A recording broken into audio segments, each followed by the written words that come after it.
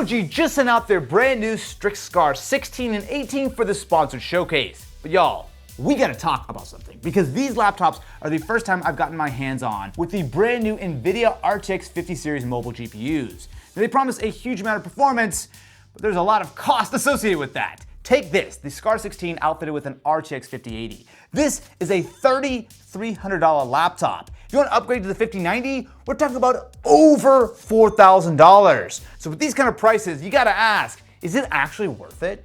Alright, let's talk about hardware first. As ASUS has completely redesigned the Strix Scar chassis for 2025, and while they're definitely still on the chunky side, there are some cool new features. First up is this, the new Anime Vision LED Matrix. And yeah, that's a mouthful. But this comes on both the 16 as well as the 18-inch models. Now, this actually used to be exclusive to the Zephyrus line, but on the Scar you can customize it with pre-made animations, import your own GIFs, or even create something more unique. Now, the effect is actually really impressive in person, with about 810 individual LEDs shining through over 9,000 holes in the lid.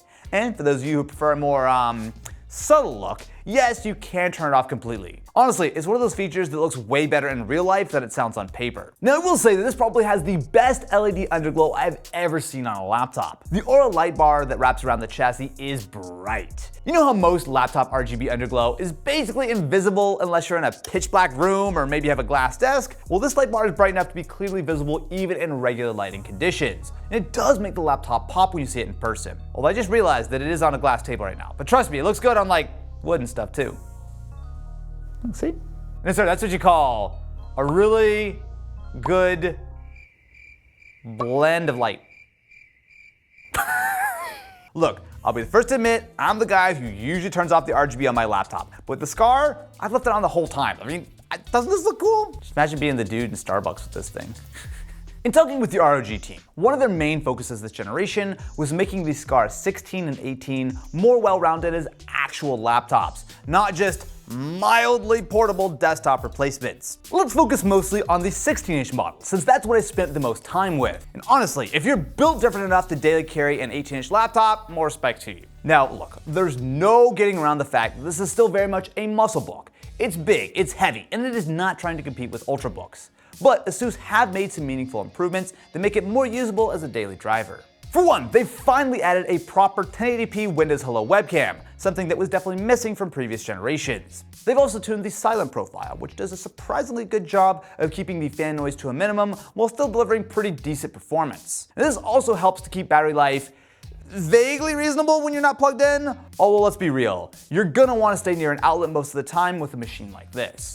The keyboard feels great, but the new larger trackpad is actually a surprisingly nice upgrade. What really helps the overall comfort is how ASUS has designed the cooling system to exhaust out the back instead of the sides, keeping the palm rests reasonably cool even during extended gaming sessions. Port selection is solid too. You've got two Thunderbolt 5, a 2.5 gigabit Ethernet, and 3 full-size USB-A ports. Something cool about this laptop is just how easy it is to work on. So if you flip it over, you'll see it is an entirely toolless mechanism. So all you gotta do is slide the little latch, pull it down, and then you can take the entire back panel off, in which case you have access to your 2 SSD slots. You also have access to your dual DIMM, so you can easily upgrade the RAM, and you also have access to the fans. You'll see that there are 2 fans up top and 1 fan here. When you're spending this much on a laptop, it really is nice to be able to upgrade your SSDs, put more RAM in it, clean your fans out.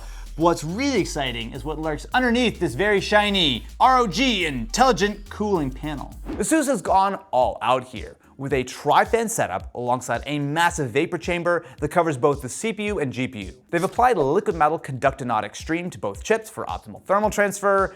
I mean, look, ASUS have been pushing everyone forward on using liquid metal for a few years now, and it actually does make a difference. The full width heatsink at the back is also pretty impressive too, featuring 0.1mm copper fins for efficient heat dissipation. All of this jargon, all of this engineering is absolutely necessary when you look at what kind of hardware they've packed into this chassis. Powering everything is Intel's Core Ultra 9 275HX, which can pull up to 175 watts during turbo boost and sustains up to 140 watts under continuous load. But the real power draw comes from the GPU. The GPU! But the real power draw comes from the GPU. The RTX 5080 in this model can hit a TGP of 175 watts, We combine that with the CPU, you're looking at a total gaming power draw of around 250 watts. Why don't we play some games, my friends, starting with the good old classic of CS2. Woo, that's a bright screen.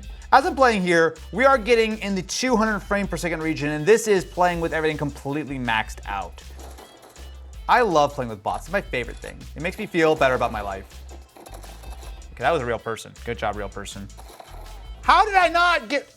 Let me say some positive things real quick. The palm rest is very nice and cool, even though I'm in the middle of the game. These speakers are actually pretty okay. I mean, you're probably gonna want a headset realistically.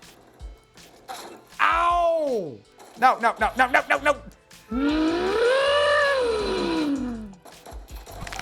How did I not kill him? No!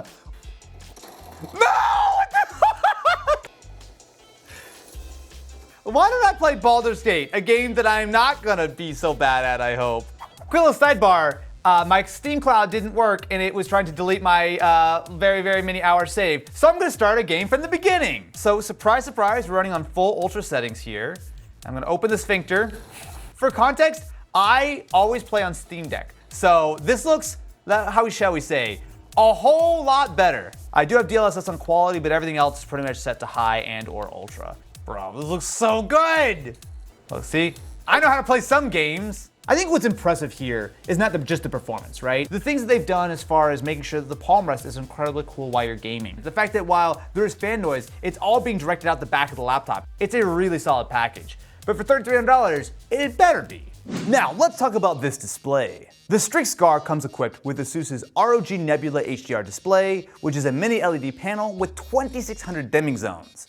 You're getting 1200 nits of peak brightness with HDR and a 240 Hz refresh rate with a 3 millisecond response time. Now personally, I do usually prefer a glossy OLED, but ASUS has pushed mini LED technology really hard here. Especially with this level of brightness, the most OLEDs just simply can't match. Now it also does have a new dual layer ACR film, which helps with contrast, but mostly provides a nice anti-glare finish. It shouldn't come as a surprise that ROG knows how to make a nice gaming laptop. And there's a lot to like here with the new Strix Scar series. The redesigned chassis, improved cooling system, and that display all come together to create a pretty solid package. To me though, the bigger question revolves around NVIDIA's RTX 50 series GPUs. From what I've seen, the 5080 seems like it is the sweet spot. It's roughly $500 less than last year's RTX 4090 models, while delivering similar performance in games. When paired with the legitimately improved hardware in this year's Scar, the 5080 model offers a pretty decent value proposition, until you look at the price jump up to the 5090.